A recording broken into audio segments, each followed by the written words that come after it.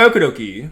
I'm not that old, so I've never seen the original 1964 TV show for the Addams Family. I doubt anyone watching this has, honestly. What I have seen is the 1993 film Addams Family Values, and I, along with many others, probably look up to Wednesday Addams. Maybe even had a childhood crush when we were young and impressionable. Which is really the only reason why I decided to give the new Netflix show centered around our dark and gloomy Wednesday. And to my surprise, I actually enjoyed it.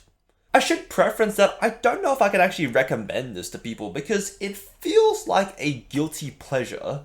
First off, it's very campy, and while that isn't a bad thing, I can understand people that can't stand the silliness that emanates from this TV show. I have to give it props for setting the tone from the get-go. The first episode starts with Wednesday getting back at some bullies picking on Pugsley by releasing live piranhas in a swimming pool which costs one of them their family jewels. I also think Jenna Ortega does a really good job of bringing Wednesday to a new screen. She's able to capture that morbid, snarky attitude without making her completely emotionless. There were a number of times where I chuckled whenever Wednesday responded to those around her with her signature deadpan black humor. If anyone watching runs a clip channel, could I kindly ask you to make a compilation of every dark comment Wednesday makes in this show? I would love that. To make a slight heel turn, I was a bit concerned with making a coming of age story for Wednesday, because I'm not sure if we as an audience actually want to see a Wednesday learning about emotions and friendship.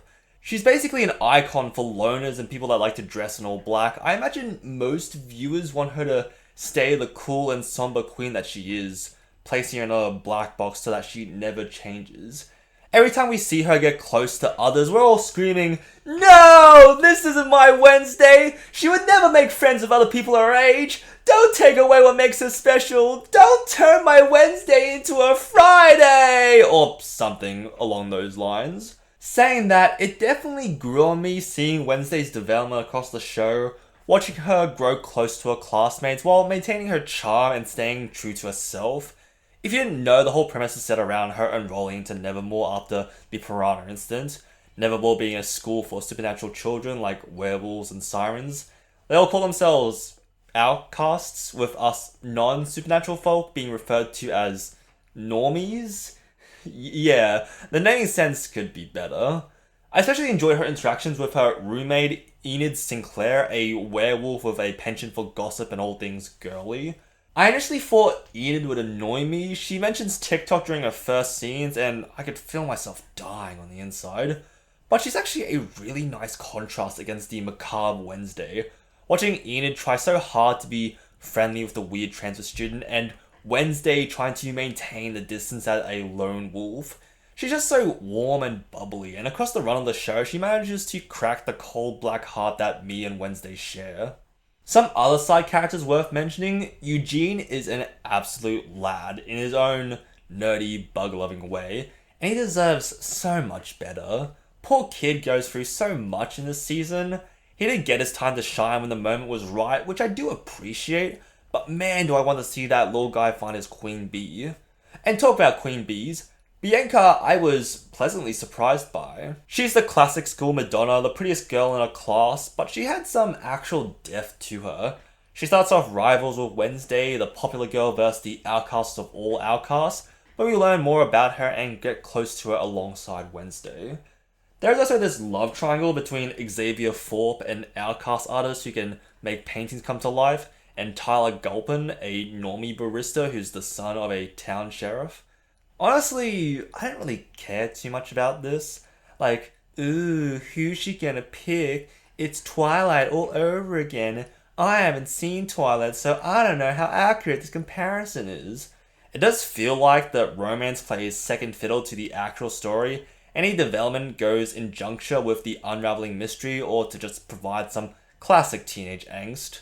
Which I will admit, it's very cheesy. I'm too old these days to buy into it, but I'm still close enough where I'm like, I get it. Kids will be kids. I'm not that old. I'm in my 20s. I'll let you guess my age. I guess I should mention there is a mystery. This show is kind of a Nancy Drew given a coat of black paint. Basically, there's a monster going around killing people, and it seems to have a connection to the history of the Addams family. I found the whole enigma engaging enough. I'll admit I'm no detective, so I threw out random accusations over the course of the show of who the killer could be. I only ever managed to partially form a guess from process of elimination. I saw those red herrings, you can't trick me. But I still got surprised when I realised who the actual culprit was behind the monster. In hindsight, there were clues, so I imagine smarter people than me were able to come to a more concise conclusion before the big reveal. And to make obvious complaints, you can definitely notice budget constraints when it comes to any action, especially the monster. Those weird bulgy eyes just don't go so well with CGI.